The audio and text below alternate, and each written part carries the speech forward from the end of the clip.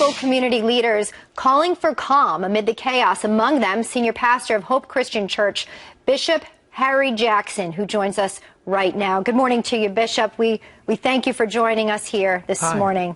Morning. Do you believe in your heart that justice was served last night? I believe that we've got to trust the process. And last weekend, a group of community leaders, including Captain Johnson, Alveda King, Martin Luther King Jr.'s niece, myself, and leaders from all over the area got together, talked about a strategy to go forward. At this point, we've got to understand justice is not going to be served unless we engage the process of bringing racial healing to the nation. I believe the church has got to arise. She's got to take the leadership, bringing together black and white, and we've got to do things like feeding the poor, reaching out to the least of these. An idea that came forward last weekend was an urban regents program that Bishop Raphael Green here in St. Louis came up with, which would really be a interacting group that caused civic involvement of a multiracial group, energized by the principles of faith. Sure.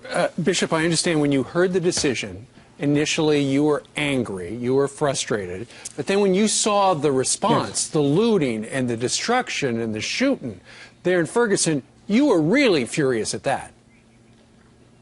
Well, I was, because we're better than that, Steve. I think that we as a nation have not come to the promised land yet in terms of race.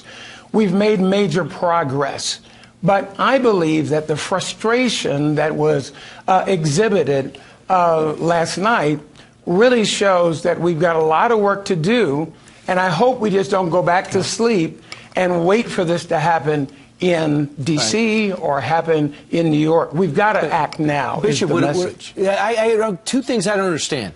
We had 3 months to think about this indictment. It could go either way. If it went the wrong way, according to some, if the cop was not indicted, we knew that there was going to be some potential violence.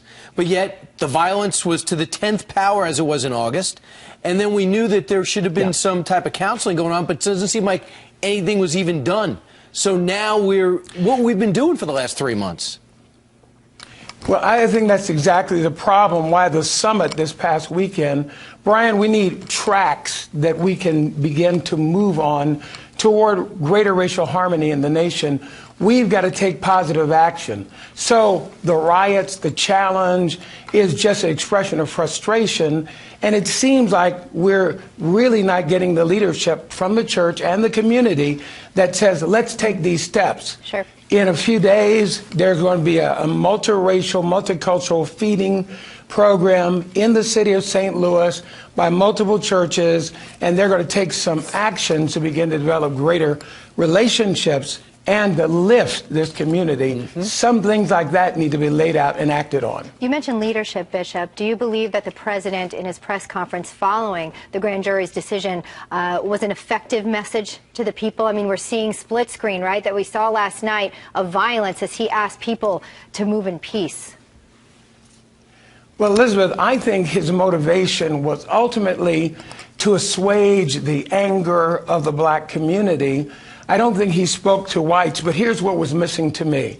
I believe that the power of his speech on race, remember when he was running for office the first time, was so healing. It brought people together. It was the buzz all around every water cooler in America. I don't think he brought that passion to that discussion.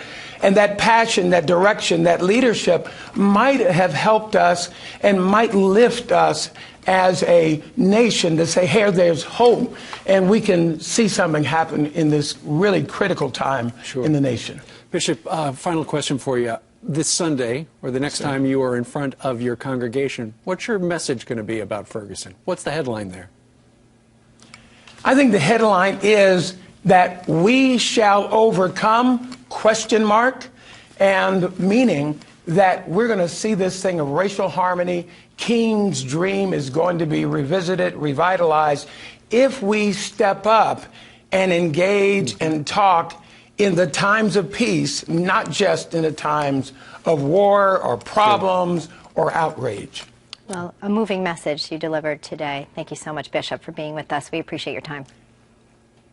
Thank you for having me.